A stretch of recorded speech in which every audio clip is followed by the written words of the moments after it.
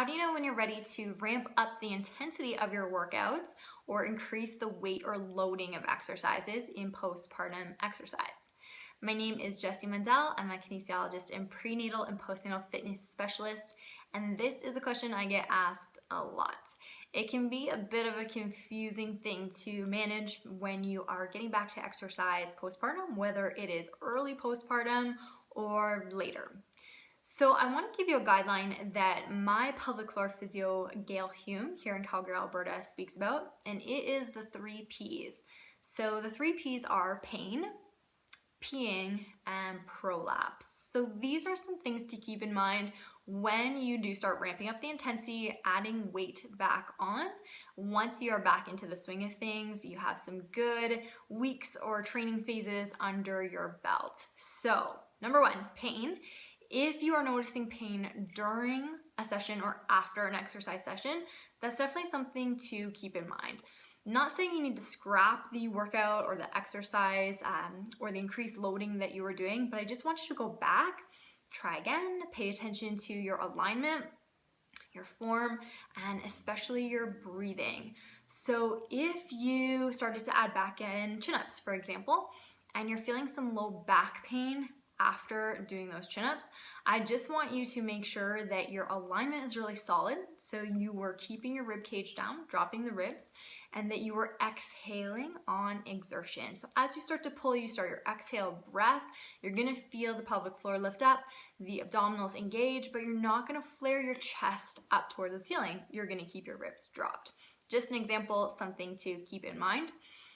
If you say return to running and you're noticing some leaking, so you're leaking urine during that run session, maybe it's just a few steps in, or maybe it's 3 kilometers in, something to pay attention to as well. One fix that might help you right away is simply getting into better alignment. Again, getting your ribcage stacked over your pelvis, a slight forward lean can be really helpful. Also notice that you're not holding your breath while you're running, so nice, easy breathing throughout the whole run. If you are getting back to run training, please do start with interval training postpartum, not just kicking it back to a 5K right off the bat. The other 3 are last P in that 3 Ps was prolapse. So if you do feel some heaviness, bulging in the pelvic floor, or you actually can feel inside the vagina that something is not quite right in those vaginal walls, then that's a sign perhaps that you are experiencing some degree of prolapse. Don't want to scare you whatsoever. Lots of symptoms can feel like prolapsy in the pelvic floor. It could be some tightness, some hypertension in the pelvic floor, but we do absolutely want to make sure those squishy bits, our pelvic organs, the bladder, uterus, and rectum, stay in their rightful place in the pelvis. So that's our 3 Ps: pain, peeing, prolapse. That's what I want you to keep in mind as you do start to ramp up the intensity or add weight back on in your postpartum workouts. The other thing I want you to keep in mind, nursing mamas. This is a little bit of a more tricky situation because we do have hormonal fluctuations at play in postpartum workouts. I'm 15 months almost postpartum myself, still nursing multiple times a day. But even if I was only nursing 1 time a day, that's still something I need to keep in mind with the loading of my workouts and keeping it just a little bit less perhaps than I could do.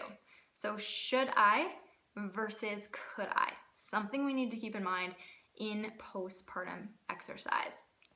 So the hormonal fluctuations that can happen while we're breastfeeding can make the soft tissues, connective tissues of the body a little bit more lax, and that could set our pelvic floor up for some potential stress. So breastfeeding mamas, keep that in mind as you start to ramp the intensity back up.